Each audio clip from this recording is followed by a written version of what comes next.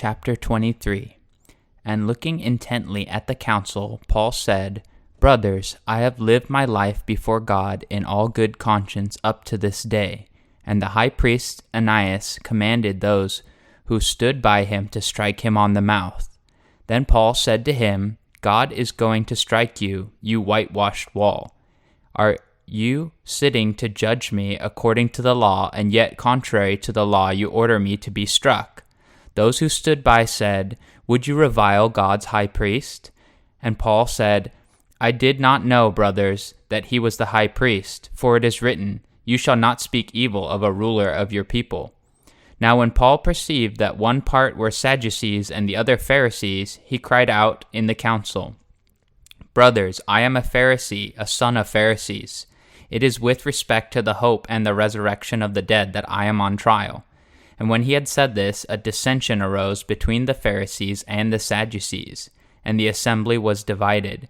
For the Sadducees say that there is no resurrection, nor angel, nor spirit, but the Pharisees acknowledge them all. Then a great clamor arose, and some of the scribes of the Pharisees' party stood up and contended sharply.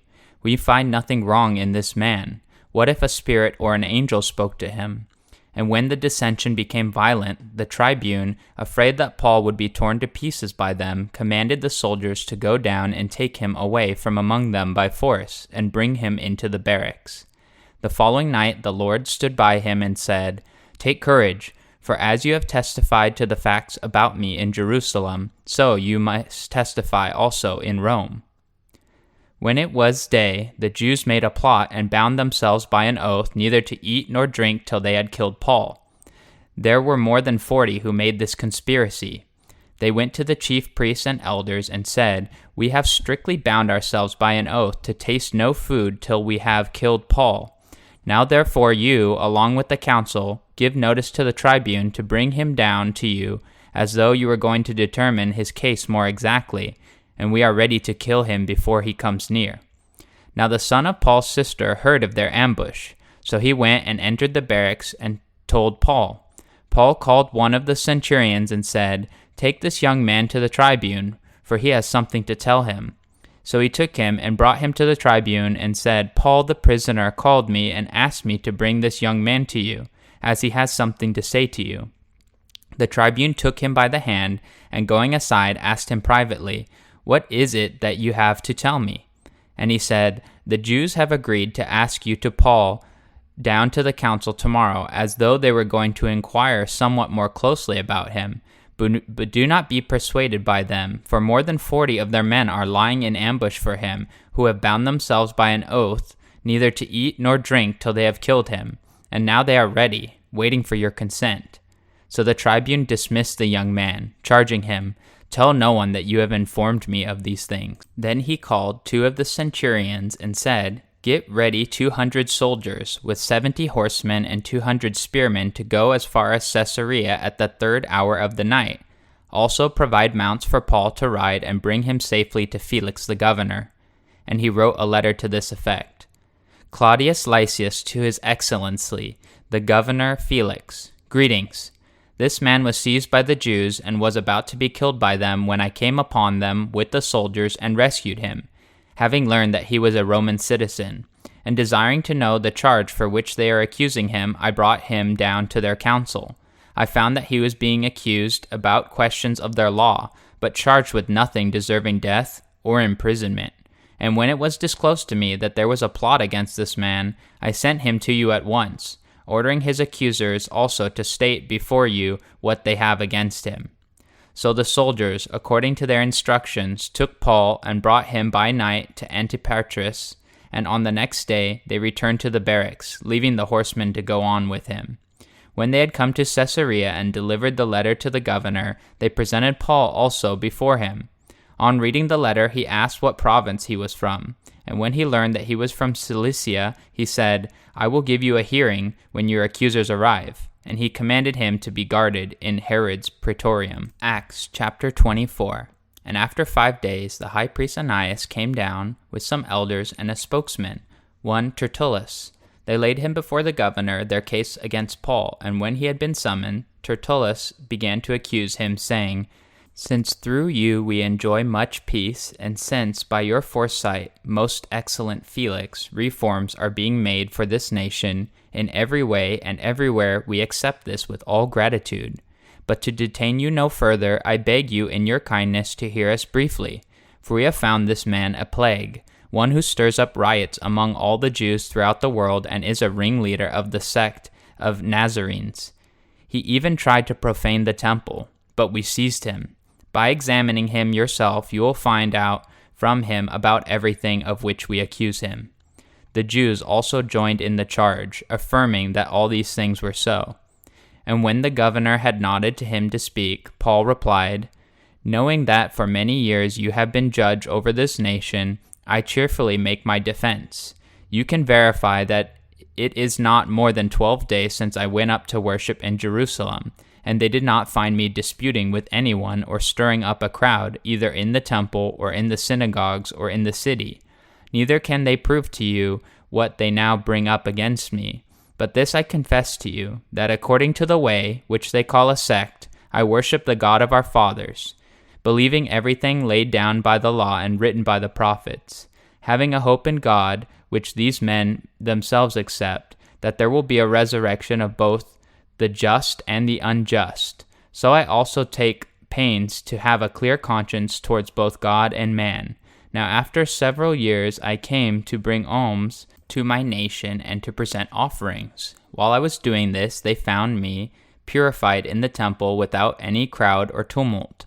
But some Jews from Asia, they ought to be here before you to make an accusation, should they have anything against me, or else let these men themselves say what they are wrongdoing they found when I stood before the council.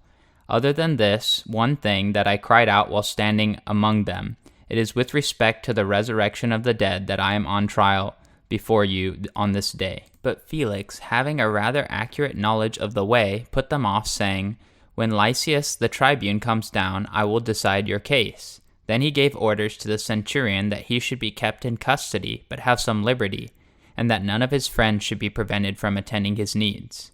After some days, Felix came with his wife Drusilla, who was Jewish, and he sent for Paul and heard him speak about faith in Jesus Christ. And he had reasoned about righteousness and self-control, the coming judgment.